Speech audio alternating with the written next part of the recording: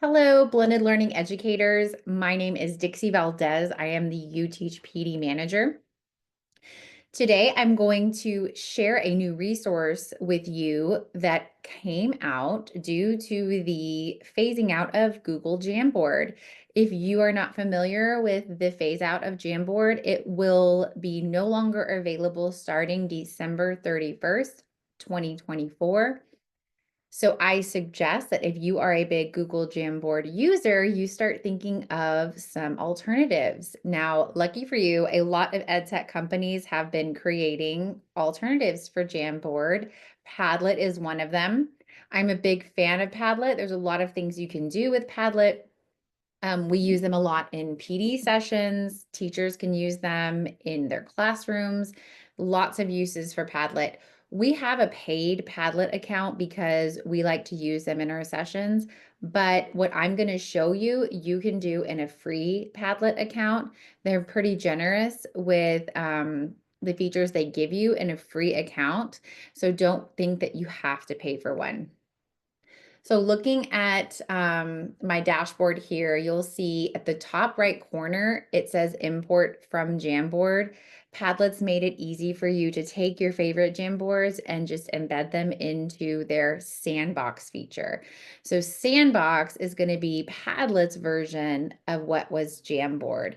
So today I'm going to show you what a blank sandbox looks like, and I'll give you an example of one that I recently used.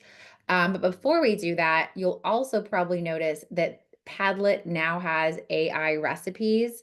And if you look at my dashboard, this is the beta version. So they're still working the kinks out in here, but I highly suggest that you get in here and play around with some of the free AI resources for yourself or for teachers that you support.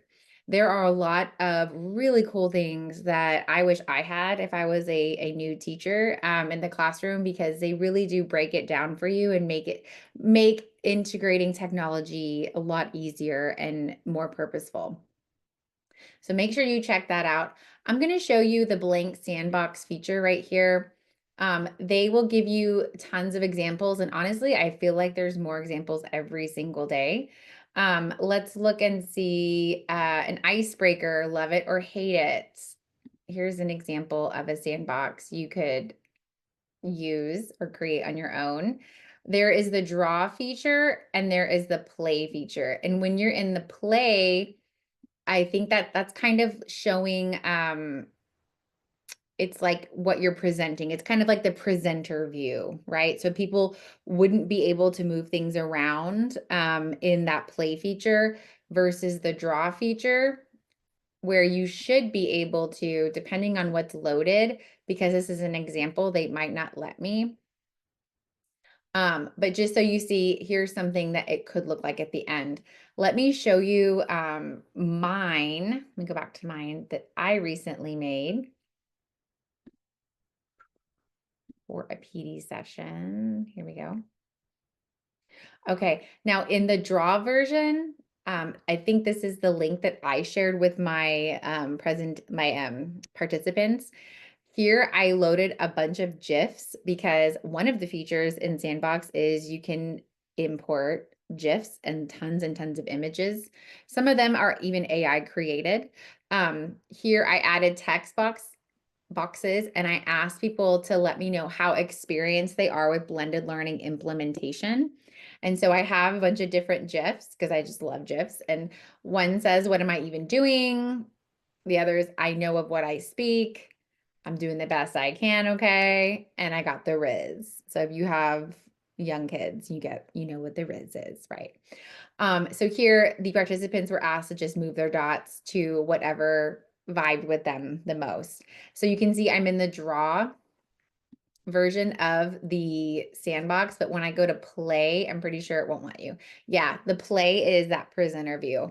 So just know if you do end up making a sandbox and you're wondering how to get things to be editable or allow participants to engage, you'd have to be in that draw version. Here, I'll show you some other tools that you can do. I asked people to give us what their biggest challenge was as a teacher or administrator in a blended learning district or campus. And most people said the hardest part was collaborative planning and internalizing HQIMs, high quality instructional materials. Second was instructional delivery. And for this, we had a Western themed TEA summit. And so I incorporated some like Western graphics. This is all from Padlet. And here on the last, I'll just show you a blank Sandbox and show you some of the features. So if you click to the right here, you'll see some of the features that you can incorporate into your Sandbox. You can put a Padlet into your Sandbox. I haven't tried to do that. You're welcome to play around with that. But what I did here was I added GIFs, like I mentioned before. You can incorporate music from Spotify, videos from YouTube, incorporate a poll. You can have it talk for you. So you can add in some text and it will speak to you in a voice. I think it was like mine was like a female voice. I can't remember at this point. But you can also write things that you want to draw. So I would like to draw a student working at a desk. Let's see what they come up with. Sometimes I get really odd AI drawings. This may take up to a minute. So we'll see how long this takes. I might have to edit this part out if it takes too long. But just know that this resource is available to you. Like I said, the free version is pretty great, but you can also upgrade to a paid version if you use it a lot.